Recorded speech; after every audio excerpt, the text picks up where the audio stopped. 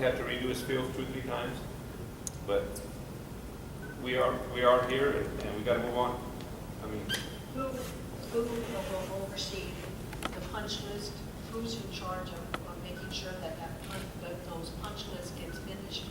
And who would be going forward if we start on phase 2? Who would be supervising that so that we're not going through this again through this second phase? Sure.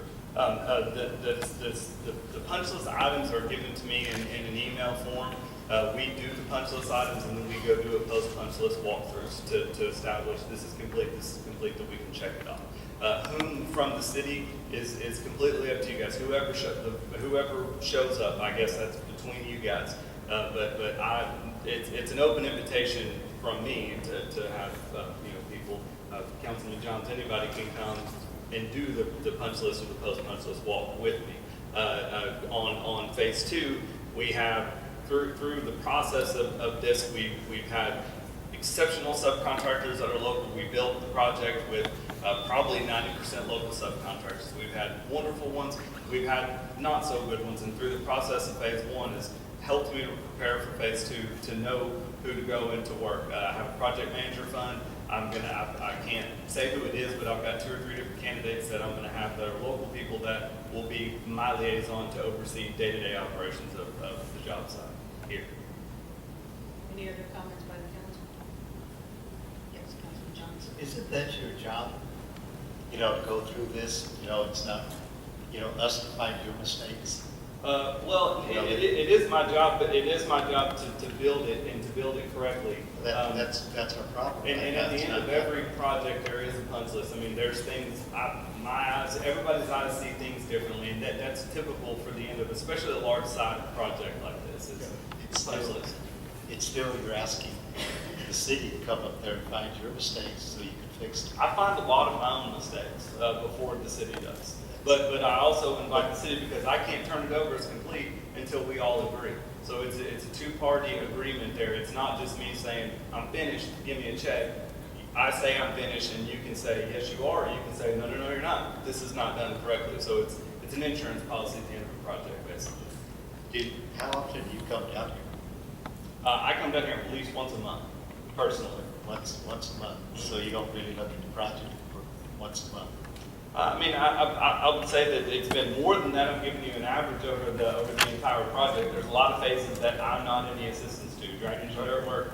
I'm the general contractor, so I hire the contractors to do the physical trade. Are you going to be here tomorrow? Will I be here tomorrow? Yes. Possibly. Is there? Can you? Yeah, sure. Me and Mr. Tackett might like to take you out there. Yeah, we can schedule a walk. Absolutely, we can schedule a walkthrough at some point. My plan was not at this point in time. My plan was to go back tonight, but I'm going to be here next week, so I'd be more than happy. I can schedule through Ms. Turner and we can do a walkthrough. She knows where I'm at. Sure, she does. Yes, sir. Yeah, we can. I'd like to walk through it with you. Absolutely, I'd be more than happy to hear you. Okay. It's the only way I'll be satisfied. That's fine. Thank you, Councilman. Okay, at this time, are there any other citizens' comments? Okay, any other comments by the? Yes, if you'll come up to the microphone. Just one question. And you'll have to state your name and then. My name again is Joanne Duhas.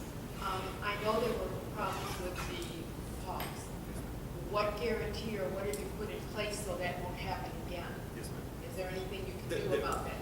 I cannot give you a guarantee, but we have built a wonderful fence that separates the ball fields from the river and from the backside of the other side of the rodeo arena. So since we put the fence in place, we knock on wood because we're still trying to get this thing finished. We have not had any more hog issues at this point. But guarantees about hogs and where they're going to get, I cannot give. No man can give that. But to this point, what we did, the fix has worked well. Okay, thank you. And a compliment to the city council. It's nice to see you working together. Thank you. Thank you. Yes, there's another citizen's comment. I know that microphone is on. You may want to. My name is Joyce Banker. Y'all keep talking about electing somebody to represent, like committees. Why can't we put, like Mr. Tackett, in charge to go out there and correspond with y'all? like just one person or two. He seems to know everything that's going on. So that way y'all will know what's going on. Obviously, a lot of confusion. Yes. Anyway, well, maybe y'all should elect somebody instead of just talking. Thank you. I believe he was on there. Oh, we have one more right behind you. Hi again. Is there a line item budget for each task of the phase? Is that something that can be shared with either the public or a small committee? We did a public budget meeting at a city council where it was gone page by page over it. I know that they have copies of it. That's to their discretion. Okay, so and I'm assuming that's for phase 2 as well? Yes, absolutely, yes. Can I get a copy of that, or the Little League get a copy of that? Yes, usually request it in writing, send me an email, and we'll get it to you. Okay, thank you. Now, correct me if I'm wrong, Mrs. Turner, was there a Parks Committee that There was a was supposed to committee review it? that- What happened to it? They met, we met several times. They We met did. with Sean. We met Mr. probably- Tackett attended some, I believe FEDC attended some meetings as well. We had several meetings here at City Hall, and so they had the meetings and made the comments. And in reference to the punch list, I believe Mr. Tackett provided me with the punch list, is that correct, Mr. Tackett? We also had a punch list from the football, and I believe for EDC, Mr. Ben Reed provided a punch list as well, some items of their concern. Sean did respond, some of the things that, and I think Mr. Tackett, using your words, was wish list, were wish lists to be on to do that, and it wasn't part of Sean's contract. And so we've had them to go back and forth. We wanted the professionals and those who wanted to, that would be using the field to discuss it. Everything from concession stands to ice to those kind of things we've been able to discuss. I've given and met with Mr. Tackett several different times in reference to the agreement, the punch list, we walked the fields, and so those kind of things we've worked hard. Now, construction, anytime, sometimes it goes nice and smooth. Sometimes you have bumps in the road, but you always have a punch list. And to address Councilman John's, even City Hall right now, I'm going through a punch list as well, because you need to be able to go back and forth in reference to the punch list. And so we've been working on the punch list. We've been showing to Sean, he's been answering. Some things we can address, some things we're not in the contract that we'll be doing. Some things are done in this second phase. I think like the batting cage, that's designed to be in the second phase. So we've been working back and forth together. Sean's walked the field several times with myself, staff, anybody who drives by, because I know this is like a hot button ticket. Everybody, some people drive by and don't say, some people drive by and get out, but we've been working really, really hard. One of the things I know that EDC requested, not necessarily that it had to, because Heartland is a design build, is to hire local labor, and he has done that. I know Brunson Fuller's company did a 90%, if not 100% of the concrete work. We're really proud of the local labor. Yes, and some of our local electricians and plumbers, if it's not local to Floresville, local to this region.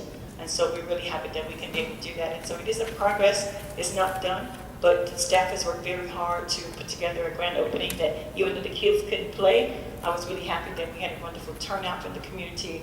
Because I think one of the things going way back, somebody said to me it's 10 years, was that they never thought it would be built. And clearly it has been built.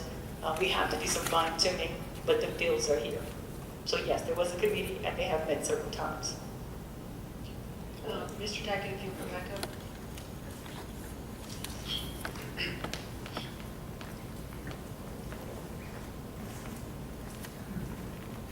I would like to bring up one concern with the fields that I've had a lot of complaints about on opening day is parking issues. We have elderly people that come watch their grandkids play. We have that, and just several parents that have medical issues that cannot walk as far as the park initially was designed for. We had a lot of complaints about how far of a walk it is that they have to come in through that front entrance. I know many other parks around that we go play at. We just got back from All Stars in Braunfels and Lavernia. They park behind the fields. That's one of the things I would like to see if there's a possibility, if y'all could approve that or get something done on that situation to help with some of these elderly people that have that problem, not only just elderly, but the ones that have challenges as well. I'm also looking at doing a challenger league for handicapped children. this next year, and that will be something that is in the works. I've been talking to the school about, but I would really like for something like that to be looked at, and I'd like to bring it up so y'all know that issue, and everybody knows that that's something that was put out there by parents, a bunch of concerned individuals throughout the community.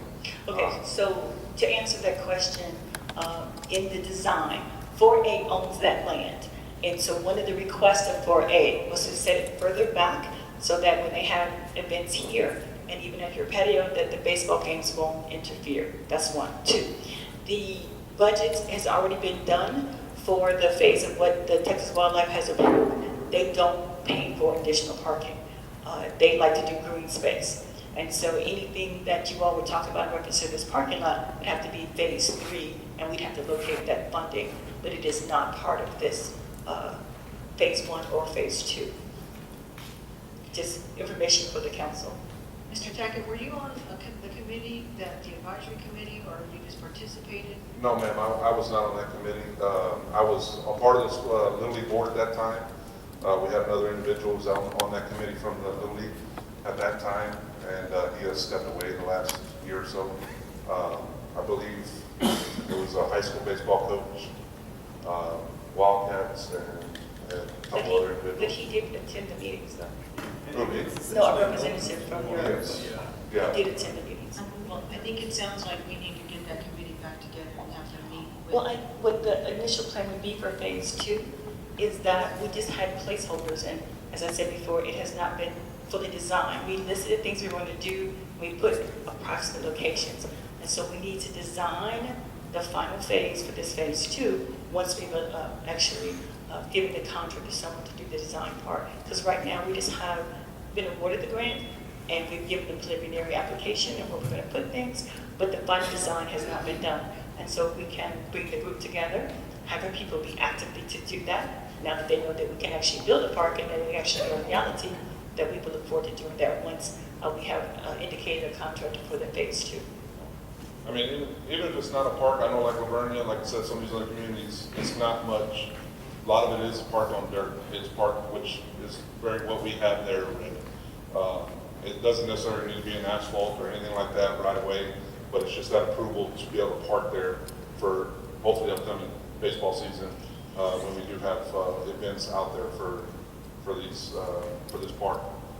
That's kind of where I'm looking at, because I know next year when we do have this park hopefully ready to go, that's gonna be a lot of complaints I get that I'll probably put forward up to y'all. So just Thank you. Thank you. Back to Mr. Spencer, phase 2.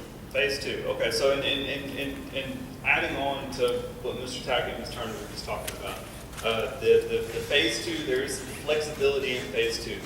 The mandate from Texas Parks and Wildlife when you go after these grants is that you have to build everything that you say you were going to build. So every part, every amenity that was requested from the state in the grant process has to be built whenever it's finished. The way Parks and Wildlife grants work, roughly, I've never been on y'all's side of the deal, but basically they reimburse you $1 for every dollar that you've spent. That's how the 50-50 is made up.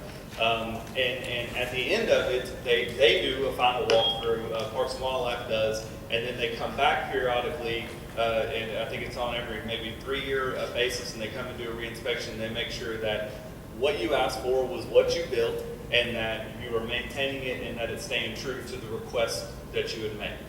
So in that, we are limited, or not necessarily limited, it's a wide array of things that are in this phase. Those things do have to be built. The money allocated on each individual thing is not any concern to Parks and Wildlife. So these things have to get built. We've had discussions, I believe, at City Council or some other things about, there's a food truck area. It's designed to be a concrete pad area. The question came up, could we make it a base pad, save that money and move it somewhere else? Yes, you do have that flexibility. As long as there's something that represents a food truck pad, there are actually 2 of them, whenever it's done, that's what Parks and Wildlife is concerned about. So there is, the budgets can be fluid, going back to I don't think there's enough for a parking lot, but addressing the access service road that was discussed to be added on on the wish list above the project. Part of the project at Lions Park and Parks and Wildlife is to get the pea gravel out of the playground, replace it with a more acceptable surface. There's going to be a whole bunch of pea gravel coming out of there. It's got to go somewhere. It can go to your yard, it can go in the river, it can go as a base for a road. So we have those sorts of flexibilities in there. What we do with how the money gets allocated at the end of the day, as long as all the things, we can't skimp from something so much to where we say it's going to be a shade and it ends up, four pencils in the ground with a piece of paper over the top. It has to be done as said, but the dollars allocated are not necessarily all that important. So, or they're important, but it's not a concern of Parks and Wildlife.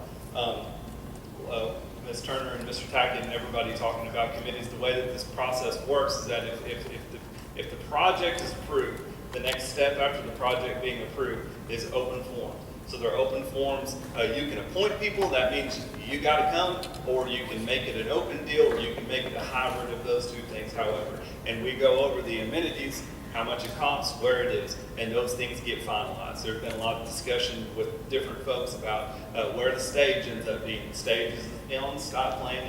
It's a placeholder. That way Parks and Wildlife knows we are building a stage. This is how much money it would cost at max, and this is where it potentially could be.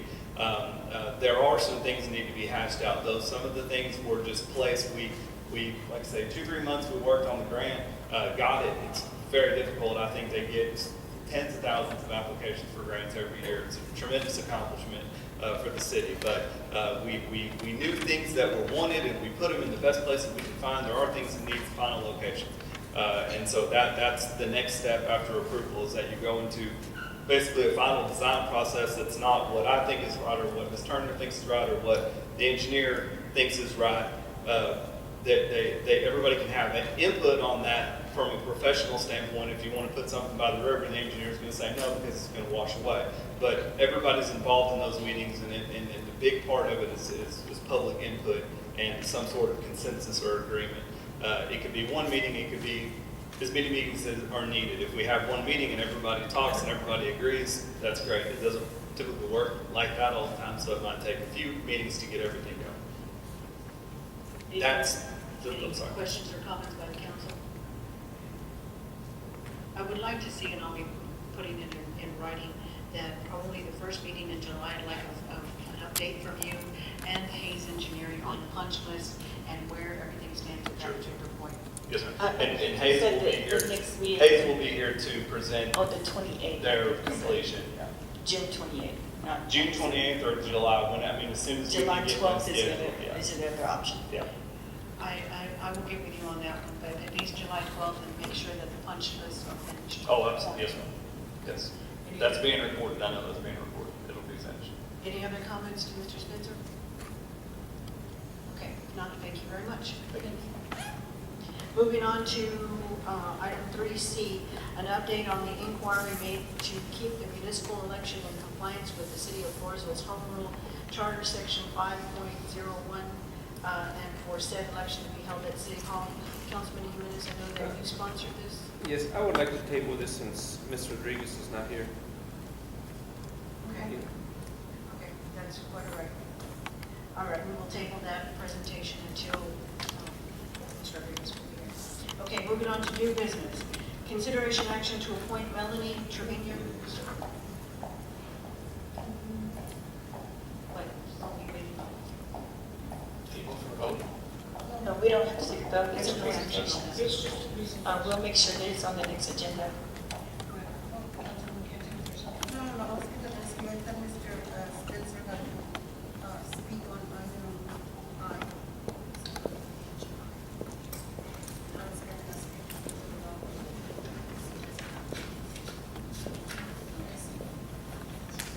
No, on item L? Yeah. Oh, yeah. It's the same manager. Okay, moving on to new business, item 4A, consideration action to appoint Melanie Trevino to the Floresville Housing Authority Board. I have Sharon Boyster. Could you come up to the podium, please?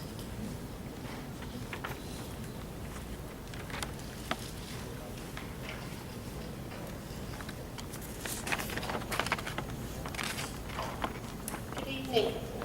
Thank you for having me this evening. I don't have a bio from Melody Trevino. I can only speak to the fact that I have worked with her with regards to some of her casework that she does for the organization that she works for. And I just wanted to ask the council to consider appointing her to our Housing Authority Board so we can get our board to have a complete 5-member board. Okay. Are there any comments by the council in regards to this? Yes. Question. How many board members can you have? Just one? 5. You can have, so do you already have the 5? We have 4. Are you gonna have? Yes, ma'am. You're looking into filling the 5th position. Yes, ma'am. Any other comments? And I was gonna ask, y'all are from, y'all are housed here in Floresville or not? The board members, 3 of our current board members are housed, are from the Floresville area. 1 is from both.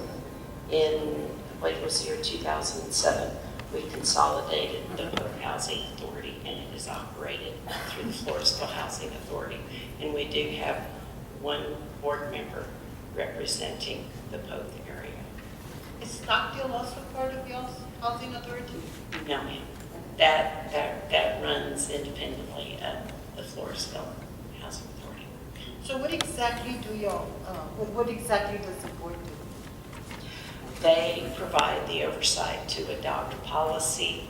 They review finances.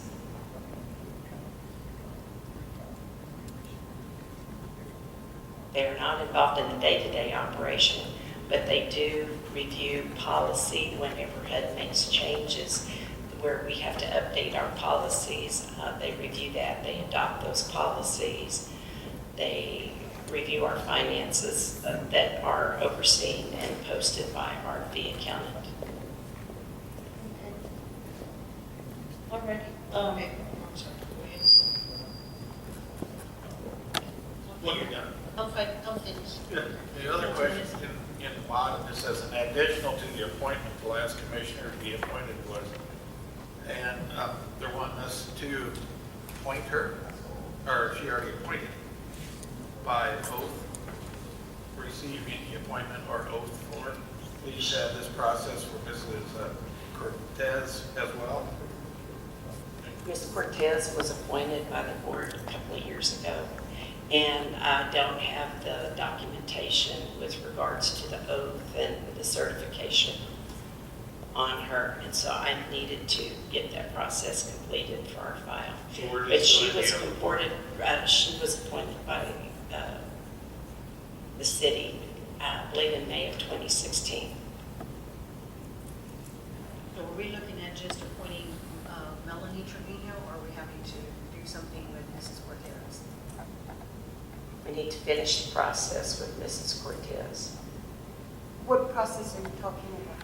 with regards to the paperwork to. There's just some forms that need to be Yes. filled out. Yes. So that the city has to do that. Yes, ma'am. Okay. So we're actually looking at 2 different items on the agenda. Just Ms. Cortez was already appointed, we didn't have these to fill out at the time, so I have to fill it out and you have to sign and everything to process Ms. Cortez, and then I have the one for Ms. Trevino to process. So we'll be doing both things on one item. Council has already approved the first young lady. What they're asking for is for tonight to approve Ms. Trevino, and then we have to finish the paperwork for the other appointment that you all are taking action to appoint her to the city council, which is that she needs to have the form signed, and the mayor can do so. So the item is just to appoint Melanie Trevino. Are there any other comments by the council, or any citizens' comments? Okay, if not, I move to, Is Melanie Trevino here? is Mrs. Trevino, or Ms. Trevino here, Chair? No, ma'am, she is not. I didn't think she was. Okay. I'm gonna go ahead and move to approve Melanie Trevino to the Floresville Housing Authority. Okay, I have a motion on the floor by Councilwoman Cantu. Do I have a second? I'll say. Seconded by Councilman Jimenez. All those in favor, please raise your right hand. Thank you, 5-0. Thank you very much. Thank you. You can stay for the second item. Consideration action to approve Resolution 2018-013, Housing Authority Voluntary Transfer of the Gonzales HAHCB Program. If you would please explain that to the council. Okay, the Floresville Housing Authority is composed of two rental assistance programs. One are our public housing units that are units that are located here in the city of Floresville and units in Poth. The other program is the Housing Choice Voucher Program, that's the HCV. Over a period of years, what HUD has asked other agencies to do is to accept troubled programs from an agency that, in this particular case, the Gonzales Housing Authority, their Housing Choice Voucher Program has steadily fallen in decline over a period of years, and HUD has stepped in and requested that their board do something to make a change so that the program can be improved. What we've done over the years, we started off with a consolidation with the Poth Housing Authority. That was in, I believe, 2007. I believe in 2013, we finished the voluntary program transfer with the Yoakum Housing Authority to take in their vouchers, their voucher program. The following year, we took in Hallettsville's voucher program. And now the Gonzales Housing Authority approached us last year and asked us if we would consider taking in their program. And I've spoken with the Floresville Housing Authority Board, and they are in agreement to take it. And what this does for the Floresville Housing Authority is that those vouchers become a part of our inventory.